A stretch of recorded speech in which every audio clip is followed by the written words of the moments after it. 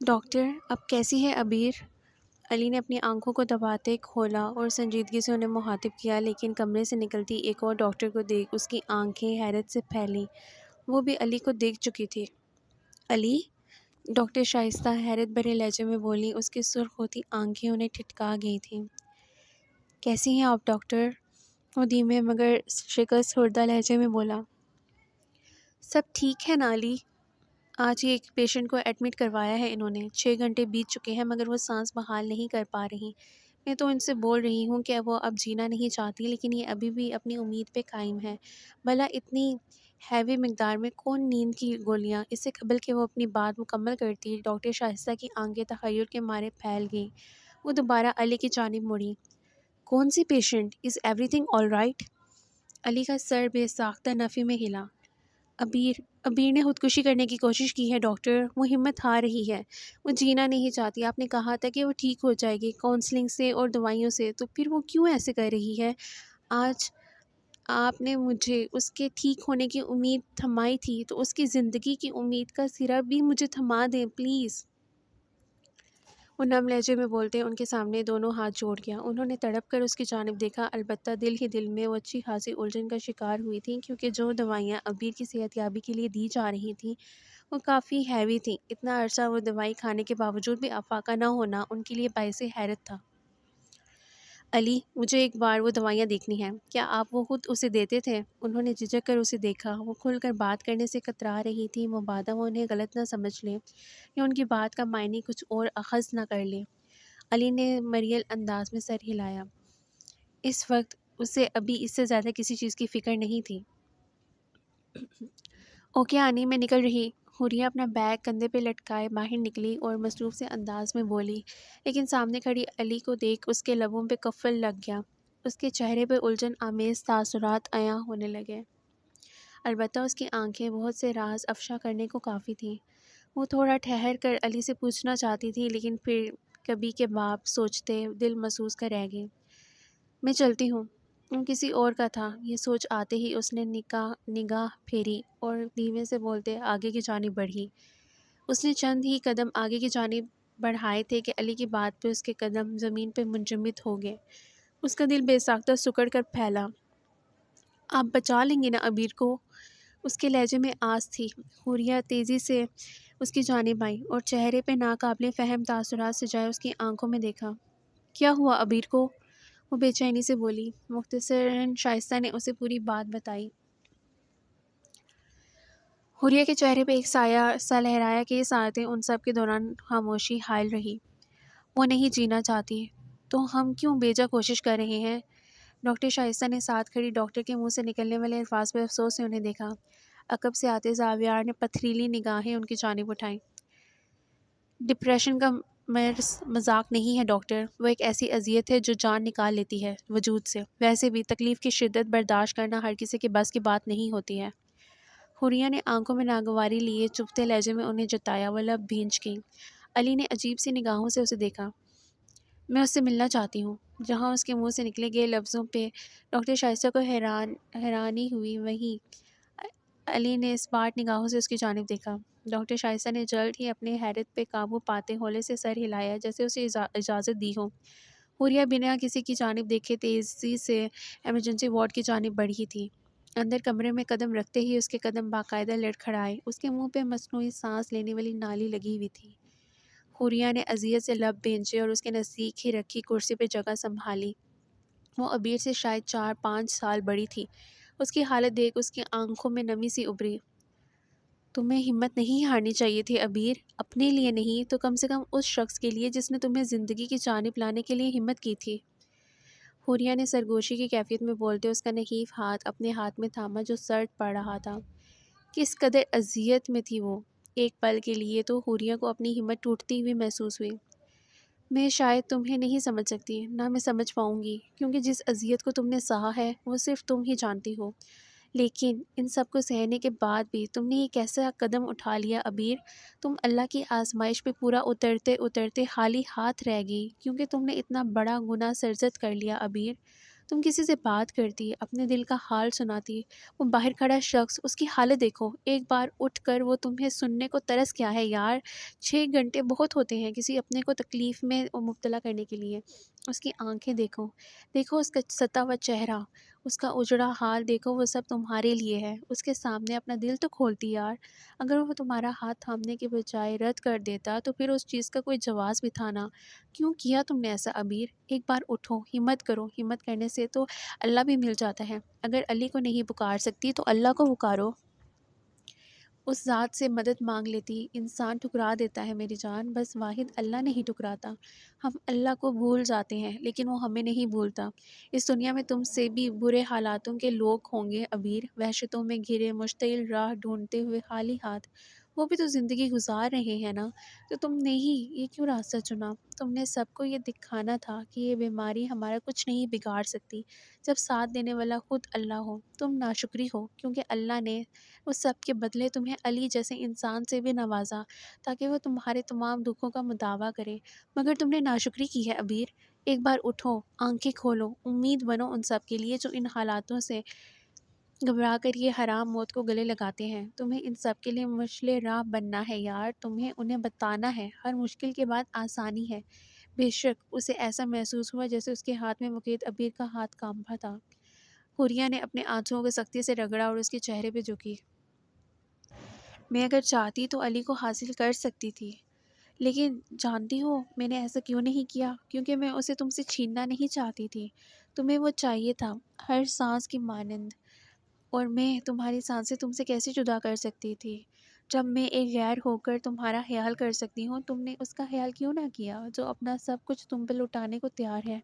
تم اس بات کو راز رکھنا، کیونکہ میں نہیں چاہتی کہ یہ راز کسی پہ بھی آیا ہو۔ وہ کھوئے کھوئے لہجے میں بولی، لہجے میں ایک درد تھا، اور یہ درد واحد علی کے لیے نہیں بلکہ سامنے ہوش و حواس سے بیگانہ لڑکی کے لیے بھی تھا۔ یکلخت اس کے نگاہ عبیر کی آنکھوں کے ہلتے پپوٹوں پہ پڑی، اس کے چہرے پہ ایک امید کی لہر دوڑی۔ وہ بے تابانہ اس کے چہرے پہ جھکی اور اس کے بالوں کو سنوارا۔ عبیر اپنا سر تکیے سے اٹھاتے گہرے گہرے سانس لے رہی تھی۔ اس کی آنکھیں کبھی بند تو کبھی کھل رہی تھیں۔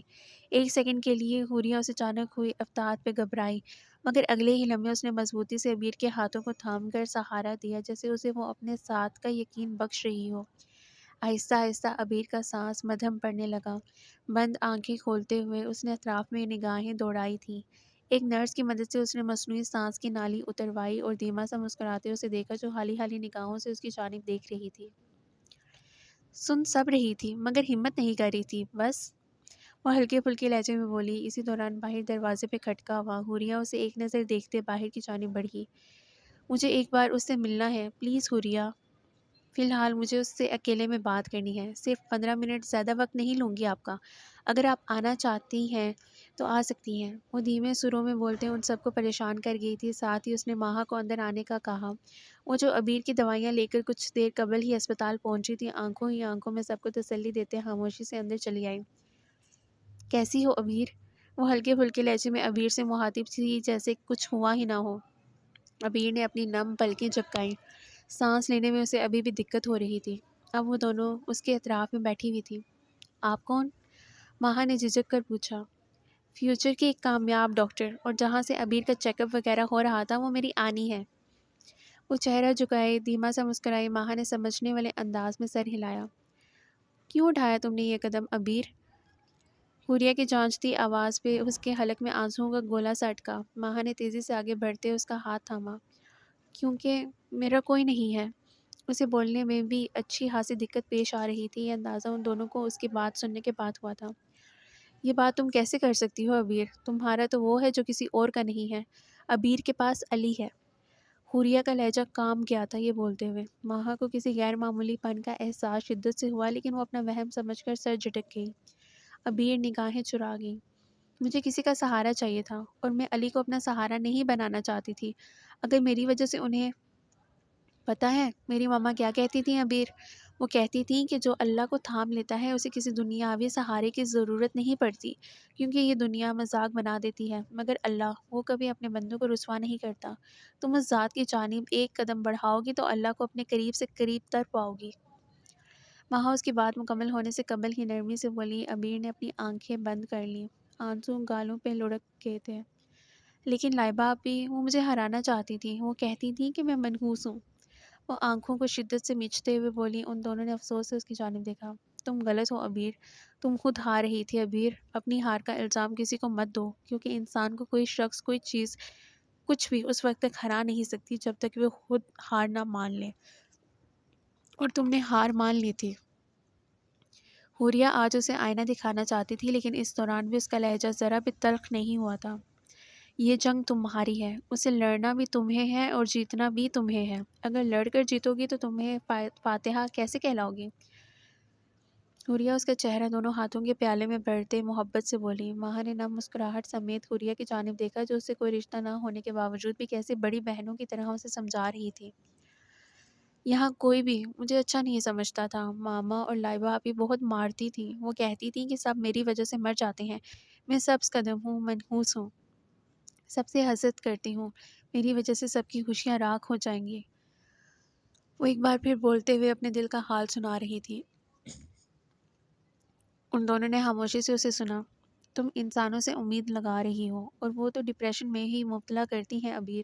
اللہ سے امیدیں لگاؤ، سکون زندگی کا حصہ بن جائے گا۔ میں یہ نہیں کہوں گی کہ زندگی میں کبھی کچھ برا نہیں دیکھا میں نے بھی اذیتیں سہی ہیں، لیکن تم سے کم، مگر پھر بھی اللہ پہ اپنا یقین برقرار رکھنے کی کوشش تھی میری۔ اگر اللہ پہ یقین نہ ہوتا تو آج صابیار میری قسمت میں کیسے ہوتے؟ اگر وہ برا وقت دکھاتا ہے تو کچھ اچھا بھی تو ہمارے لیے سوچتا ہے نا۔ اس کے لیے ہر انسان برابر ہے، وہ ذات انسانوں کی طرح تفریق نہیں کرتی۔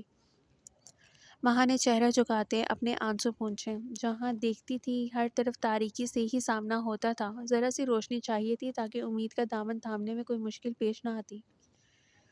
وہ مشعل راہ ہے، تاریکی میں بھی اس کی جانب قدم بڑھاؤ گی تو ذرا سی روشنی کیا، ہر پار روشنی ہی پاؤ گی۔ تم قطرہ مانگ رہی ہو، وہ دریا سے نواز دیتا ہے۔ تم کس وہم میں ہو عبیر؟ تم نے اس ذات کو بھی اچھے سے سمجھا ہی نہیں۔ حوریہ نم لہجے میں گویا ہوئی، اس کی باتیں آہستہ آہستہ ہی سہی، مگر عبیر کے دل و دماغ پر بندھی گرہ کھول رہی تھی۔ وہ سمجھ گئی تھی کہ عبیر کے ذہن پہ کیسے قابو پانا ہے۔ اللہ کو پکارتی ہو؟ عبیر نے اس کے سوال پہ چونک کر اس کی جانب دیکھا۔ جی، کم کم، وہ شرمندگی سے بولی۔ کبھی اپنے کسی غم کو لے کر اس سے مدد مانگی ہے؟ ایک اور سوال حاضر تھا۔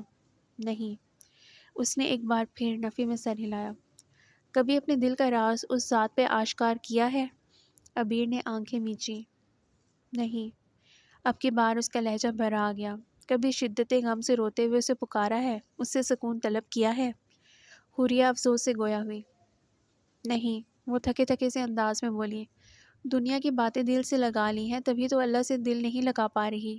اب کی بار وار گہرا تھا، عبیر کے دل کے ٹکڑے ٹکڑے ہوئے۔ نہیں، ایسا نہیں ہے، وہ اذیت سے گویا ہوئی۔ دن میں کتنی بار یاد کرتی ہو اس ذات کو؟ اس کے برجستہ سوال پہ وہ شرمندہ ہو گئی۔ کیا جواب دیتی کہ وہ تو اس ذات کو ہر لمحہ فراموش کر جاتی تھی۔ مہینے میں، سال میں، جب سے پاپا چھوڑ کر گئے تھے میں خود اندر سے مر گئی تھی، وہ روتے ہوئے بولی۔ اس نے ہاتھ کو حرکت دیتے چہرہ صاف کرنا چاہا، لیکن ماہا نے اس کی کوشش کو ناکام بناتے اس کی آنکھوں کو صاف کیا۔ مرنے والوں کے ساتھ مرا نہیں جاتا عبیر۔ حوریہ نے اس کا ہاتھ نرمی سے تھاما۔ جب تم اسے پکارتے سجدے میں نہیں جاؤ گی تو پھر صاف ظاہر ہے کہ ڈپریشن میں ہی جاؤ گی۔ تمہارے اس مرض میں مبتلا ہونے کے پیچھے لوگوں کا ہاتھ کم، تمہارا اپنا زیادہ ہے۔ جب تم نے خود کو ہی مار لیا تو پھر یہ فریبی دنیا کہاں جینے کی امنگ دیتی ہے؟ یہ مرتے شخص کو مزید بے دردی سے مارتی ہے۔ وہ اسے ایک تلخ حقیقت سے روشناس کروا رہی تھی، اور عبیر غائب دماغی کی کیفیت میں اس کی جانب دیکھ رہی تھی۔ اسے بالکل بھی توقع نہیں تھی کہ وہ عبیر کے دل کو یوں ان باتوں سے باندھے گی۔ تمہیں خود کو خود ہی سنبھالنا ہوگا، سنوارنا ہوگا، کیونکہ یہ کام تم سے بہتر کوئی نہیں کر سکتا۔ اپنے آپ سے بہتر آپ کو کوئی نہیں بدل سکتا۔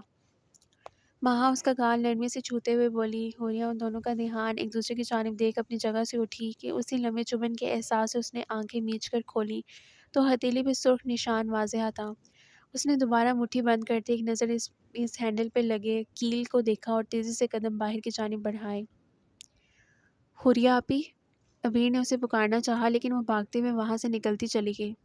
علی نے اسے باہر نکلتا دیکھا قدم اندر کی جانب بڑھائے تھے۔ حوریہ جو اپنے دھیان میں آگے کی جانب بڑھ رہی تھی، زوردار تصادم کی صورت میں لڑکھڑاتے ہوئے سنبھل گئی۔ اس سے پہلے کہ معیز سامنے کھڑی لڑکی کو تھامتا، وہ دونوں کے درمیان فاصلہ قائم کر گئی۔ I'm sorry وہ میں معیز اس کی طرف دیکھ ہی رہا تھا کہ وہ اس کی ہتھیلی سے نکلتے خون اور اپنی شرٹ پہ لگے نشان کو دیکھنے میں محو تھا۔ سب ٹھیک ہے مس؟ اس نے نرمی سے پکارا۔ وہ دھیمے سے مسکراتے اس بات میں سر ہلا گئے۔ تو آپ کے ہاتھ میں یہ زخم، میرا مطلب کوئی مرہم یا دوا؟ جب زخم اس ذات نے دیا ہے تو مرہم بھی وہی دے گا نا؟ وہ یقین سے گویا ہوئی معیز نے ستائشی انداز میں اسے لمحہ بھر کے لیے دیکھا۔ اتنا یقین ہے؟ اس کے سوال پہ حوریہ کو اپنے کہے گئے الفاظ کا اندازہ ہوا تو لب بھینچ گئی۔ اگر اس ذات پہ یقین نہ کرو تو کیا آپ پہ کروں؟ جواباً وہ بھی دو بدو بولتے اسے خاموش کروا گئی۔ اس سے قبل کہ معیز کچھ بولتا، حوریہ ایک نگاہ اس پہ ڈالتے تیزی سے وہاں سے نکلتی چلی گئی۔ معیز نے اس کی پشت کو تکتے اپنی پیشانی مسلی اور تھکا تھکا سا سانس فضا کے سپرد کیا۔ ماہا نے ایک نظر آنکھیں موندے لیٹی عبیر کو دیکھا اور دوسری نگاہ اندر آتے علی پہ ڈالتے اپنی جگہ سے اٹھ کھڑی ہوئی۔ اس سے قبل کہ زاویار کمرے میں آتا، ماہا نے اس کا بازو تھامتے اسے روک لیا۔ میرے خیال میں ان دونوں کو علیحدہ بات کرنا درست ہے، وہ زاویار کو دیکھتے دھیمے سے بولی۔ وہ اس کی بات کا مطلب سمجھ گیا، تبھی خاموشی سے وہیں سے پلٹ گیا۔ ماہا کمرے سے نکلتے دروازہ بند کرنا نہ بھولی تھی۔ آواز پہ بھی اس نے آنکھیں نہ کھولی، بس آنکھیں موندے مسلسل کچھ بڑبڑا رہی تھی۔ میں منحوس ہوں۔ اس کی نرم سرگوشی پہ علی نے اذیت سے لب بھینچے اس کی جانب دیکھا۔ وہ اس سے ناراضگی جتانا چاہتا تھا، لیکن نہ چاہتے ہوئے بھی وہ جھکا اور اس کی پیشانی کو اپنے لمس سے مہکایا تھا۔ تم تو علی ظفر کی زندگی ہو یار۔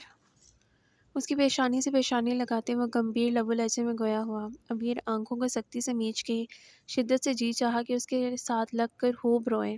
مجھے معاف، اس بارے میں ہم بعد میں بات کریں گے۔ اس کی بات انسنی کرتے تنبیہی لب و لہجے میں بولتے سیدھا ہوا۔ عبیر نے سرخ متورم نگاہیں اس کی جانب اٹھائیں جو سیدھا علی کی سرخ ہوتی آنکھوں سے جا ٹکرائیں۔ بہت اچھی سزا منتخب کی ہے تم نے میرے لیے، ان گزرے 8 گھنٹوں میں جیسے لمبی مسافت طے کر کے آیا ہوں۔ وہ نہ چاہتے ہوئے بھی اس سے شکوہ کر رہا تھا۔ عبیر نے تیزی سے اس کا ہاتھ تھام لیا۔ یہی ہوں تمہارے پاس، فکر مت کرو۔ اس کے بال کان کے پیچھے اڑستے محبت سے بولا۔ عبیر کی آنکھیں من من آنسوؤں سے بھر گئیں۔ وہ اس پہ غصہ کیوں نہیں ظاہر کر رہا تھا؟ آپ مجھ سے غصہ، اس بارے میں ہم بعد میں بات کریں گے عبیر۔ اب کی بار اس کا لہجہ تھوڑا سا سخت تھا۔ عبیر جہاں کی تہاں تھی۔ علی نے گہرا سانس بھرتے خود پہ قابو پایا۔ اس کا چہرہ سفید پڑ رہا تھا۔ مت کرو پلیز عبیر۔ پہلے آپ نے کس طرح بات کی؟ وہ بھیگے لہجے میں بولی۔ علی نے تھکا تھکا سا سانس فضا کے سپرد کیا۔ کیونکہ مجھے غصہ آ گیا تھا، وہ صاف گوئی سے بولا۔ تو اب واپس چلا گیا کیا؟ اس نے پلکیں جھپکاتے سرت سے پوچھا، مگر وہ تو اس کے ہاتھ پہ لگی ٹرپس کی جانب متوجہ تھا۔ اس کے ہاتھ چہرہ سب زردی مائل ہو رہا تھا۔ ہاں، تم نے بھگا جو دیا اسے۔ اس کی بھیگی آنکھوں کو انگلی کے پوروں سے چھوتے انہیں اپنے لمس سے مہکا گیا تھا۔ اس لڑکی کو جتنا وہ آنسوؤں سے دور رکھنے کی کوشش کرتا تھا، اتنا ہی وہ اپنی ان غلافی آنکھوں پہ ظلم ڈھایا کرتی تھی۔ میں نے وہ کیسے؟ اس کے چہرے کی جانب دیکھتے دھیمے سے بولی۔ علی نے گہری نگاہیں اس کی جانب اٹھائیں، لیکن فی الحال وہ یہ سب سمجھنے سے قاصر تھے۔ فرصت میں بتاؤں گا کہ کیسے، ابھی یہ تمہارا اور میرا سیکرٹ۔ وہ اس کی ناک دباتے بھاری لہجے میں بولا، اس کے ہاتھ کی پشت کو سہلانے لگا۔ عبیر نے اپنا حلق تر کرتے آنکھیں میچی۔ اس کی حرکت پہ علی کی دھڑکنیں نہ چاہتے ہوئے بھی منتشر ہوئیں۔ اسی لمحے وہ فیصلہ کر چکا تھا کہ اسے آگے کیا کرنا ہے۔ بہت کوشش کی ہے اپنی ان وحشتوں کو مسکراہٹ سے چھپانے کی، مگر تھک گئی۔ زندگی بہت تھکا دیتی ہے۔ کمرے کی خاموش فضا میں اس کی بھرائی آواز گونجی۔ علی جو یکٹک اس کی جانب دیکھ رہا تھا، اس کی آنکھوں میں آنسو دیکھ تڑپ گیا۔ آنکھیں پل بھر میں سرخ ہوئی تھیں۔ میں سمیٹ لوں گا میری جان، اس کے بالوں سے ڈھکے سر پہ لب رکھتے محبت سے بولا۔ اسی دوران دروازے پہ کھٹکے کی آواز کے ساتھ ہی زاویار اندر داخل ہوا۔ اس کے چہرے پہ پتھریلا پن دیکھتے علی اپنی جگہ سے اٹھ کھڑا ہوا۔ زاویار نے نرمی سے عبیر کے سر پہ ہاتھ رکھا اور اس کی جانب مڑتے وہ دوا کی شیشی اس کی جانب بڑھائی۔ اس شیشی میں موجود دوائیاں اصل دوائیوں سے مختلف ہیں اور کافی حد تک نقصان دہ بھی۔ کسی نے جان بوجھ کر یہ حرکت کی ہے۔ زاویار کے سرد لہجے پہ علی کے چہرے پہ بھی پتھریلا پن اود آیا۔ یہ تمام میڈیسنز؟ معیز نے بیگ ان کی جانب بڑھایا اور مسکراتے ہوئے عبیر کی جانب بڑھا۔ کیسی ہو بچے؟ ابیر نے اس کے سوال پہ ہولے سے سر ہلایا۔ موئز بھائی، یہ آپ کی شرٹ پہ نشان؟ ہاں، وہ ایک لڑکی بھاگتی ہوئی جا رہی تھی، اس کا ہاتھ زخمی لگ رہا تھا، رو بھی رہی تھی۔ موئز نے شانے اچکاتے لاپرواہی سے بتایا۔ ماہا اور ابیر کی نگاہیں یکدم اس کی جانب اٹھیں۔ حوریہ؟ ماہا کے لبوں سے نکلتی سرسراتی آواز پہ علی نے جھٹکے سے رخ موڑتے اس کی جانب دیکھا۔ اس سب میں الجھتے وہ یہ بات بالکل ہی فراموش کر چکا تھا۔ میں اگر چاہتی تو علی کو حاصل کر سکتی تھی، لیکن جانتی ہوں میں نے ایسا کیوں نہیں کیا؟ کیونکہ میں اسے تم سے چھیننا نہیں چاہتی تھی۔ تمہیں وہ چاہیے تھا، ہر سانس کی مانند، اور میں تمہاری سانسیں تم سے کیسے جدا کر سکتی؟ اس کی بات یکدم ابیر کی سماعتوں میں لہرائی۔ وہ سختی سے آنکھوں کو میچ گئی۔ یہ تعمر صرف آپ کا اور میرا ہی سیکرٹ رہے گا حوریہ آپی۔ وہ دل ہی دل میں خود سے عہد باندھنے میں محو تھی۔ بھائی، مجھے جلد از جلد رخصتی چاہیے۔ علی کے سپاٹ انداز میں زاویار اور موئز دونوں نے بیک وقت مشکوک نگاہیں اس کی جانب اٹھائی، لیکن اس کے چہرے کے تاثرات میں رتی برابر بھی فرق نہ آیا۔ ابیر کے حلق میں کانٹے سے چبھنے لگے۔ نہ جانے وہ رخصتی کا ذکر اتنا اچانک کیوں کر بیٹھا تھا۔ ماہا نے علی کو اپنی جانب دیکھتے مسکراہٹ دبائی۔ اور یہ آرڈر کس خوشی میں تم مجھ پہ لگا رہے ہو؟ زاویہ ٹھنڈے ٹھار لہجے میں بولا۔ وہ واپس اپنی ٹون میں لوٹ آیا تھا، اور ان سب کے لیے تو وہی کافی تھا۔ وہ انہیں ہمیشہ ہنستا مسکراتا ہی اچھا لگتا تھا، کیونکہ وہ میری منکوہا ہے۔ ایک کمرے سے دوسرے کمرے میں رخصتی کے بعد وہ منکوہا سے بیوی ہو جائے گی۔ بس منکوہا کا ٹیگ ہٹوا کر بیوی کا لگوانا چاہتا ہوں۔ وہ شانے اچکا کر لاپرواہی سے بولتے موئز کو زبردست قسم کا قہقہا لگانے پہ مجبور کر گیا۔ علی نے چہرہ جھکاتے بامشکل مسکراہٹ ضبط کی۔ زاویار کو زج کرنے کا مزہ ہی الگ تھا۔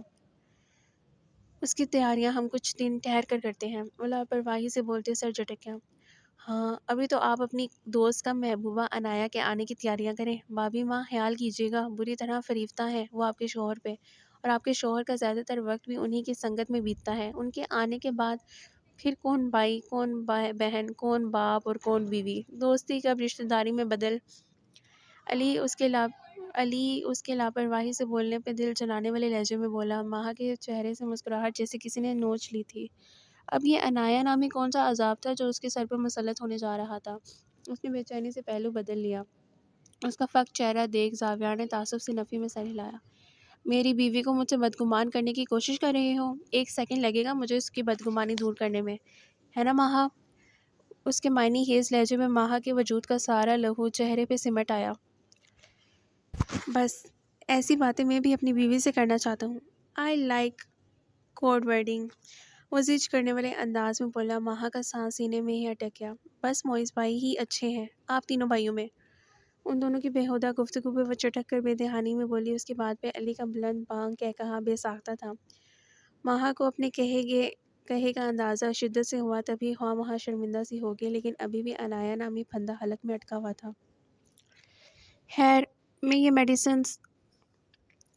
میڈیسنز یاور کو دے رہا ہوں، وہ ٹیسٹ کروائے گا، اور تم ڈسچارج پیپرز تیار کروا کر گھر جانے کی تیاری کرو۔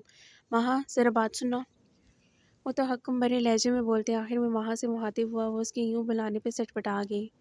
سونے پہ سہاگا علی کی نظریں۔ وہ تیزی سے زاویار کی تقلید میں کمرے سے باہر نکلی۔ دیکھا علی بھائی کیسے دیکھ رہے تھے؟ آپ نے ان کے سامنے کیوں بلایا؟ وہ دانت کچکچا کر بولی۔ وہ ترسا ہوا ہے یار۔ اس کی بات میں ماہا کی آنکھیں تحیر کے مارے پھیل گئیں، لیکن یکدم عنایہ نامی لڑکی یاد آتے ہی وہ دل محسوس کر رہ گئی۔ زاویار جانتا تھا اس کے منہ پھلانے کی وجہ۔ جب وہ ذات عقل بان رہی تھی تو تم کہاں تھی؟ زاویار نے اس پہ گہرا طنز کیا۔ ماہا تڑپ اٹھی۔ آپ کی تلاش میں تھی، ڈر تھا کہ کہیں ساری عقل مجھ میں نہ آ جائے۔ اب میں عقل مند اور آپ بیوقوف، اچھا لگتا کیا؟ وہ آنکھیں ٹپ ٹپا کر معصومیت بھرے لہجے میں گویا ہوئی۔ زاویار نے مسکراتی نگاہیں اس کی سمت اٹھائی۔ جواب دینے میں تو وہ ماہر تھی۔ ہر جگہ میری تلاش ضروری تھی کیا؟ اس کی آنکھوں میں جھانکتے ہی یکدم اس کا لہجہ بدلا۔ ماہا کا سانس سوکھ گیا۔ بالکل ضروری تھی، کیونکہ اپنے حق پہ میں کسی کا حق برداشت نہیں کرتی زاویار ظفر۔ بتا دیجیے گا اپنی کزن پلس دوست عنایہ کو، ماہا زاویار نام ہے میرا۔ جیسے آپ کو اپنی بیوی پہ کسی کے نگاہ برداشت نہیں ہے، ویسے ہی مجھے بھی اپنے شوہر پہ کسی کا حق برداشت نہیں۔ وہ بغور اس کے آنکھوں میں دیکھتے بے خوفی سے بولی۔ زاویار زیر لب مسکرایا۔ ماہا، دوست یا کزن کے آنے کے بعد بھی بیوی بیوی ہی رہتی ہے، کیونکہ بیوی کا کوئی نعم البدل نہیں ہوتا۔ اس کی پیشانی پہ ہاتھ مارتے تعصب سے بولا، ماہا اپنی چوری پکڑے جانے پہ جھیم گئی۔ بھلا وہ اس کے دل کی بات کیسے جان گیا تھا؟ سچ میں میری جلی ہو تم۔ اس کے سر سے سر ٹکراتے پیچھے ہوا اور ایک مسکراتی ہوئی بھرپور نگاہ اس پہ ڈالتے وہاں سے نکلتا چلا گیا۔ لیکن ماہا کا دل ابھی بھی اس نایا نامی بلا کی جانب سے پرسکون نہیں ہوا تھا۔ اس نے بے چینی سے اپنے ہاتھوں کو مسلا۔ بھابھی، مجھے ڈر لگ رہا ہے۔ عبیر کی سہمی ہوئی آواز میں ماہا نے مسکرا کر اس کی جانب دیکھا۔ تم جانتی ہو، میں نے سنا تھا کہ محبوب کا ہاتھ تھامنے سے آپ کا تمام ڈپریشن اور خوف کسی حد تک ختم ہو جاتا ہے، مگر شاید تم نے اب تک اس رشتے کو محسوس ہی نہیں کیا، اسی لیے اب اس بات کا احساس تمہیں علی بھائی ہی دلائیں گے۔ دیکھا کتنا جان گئی ہے میری بھابھی ماں مجھے۔ آپ کو نہیں جانوں گی تو کس کو جانوں گی علی بھائی، کیونکہ جو رشتہ میرا آپ کے ساتھ ہے وہ کسی کے ساتھ نہیں ہے۔ اس کے لہجے کے ساتھ ساتھ آنکھوں میں بھی علی کے لیے بے تحاشا عقیدت تھی۔ علی نے آگے بڑھتے محبت سے اسے ساتھ لگاتے اس کا سر تھپ تھپایا تھا۔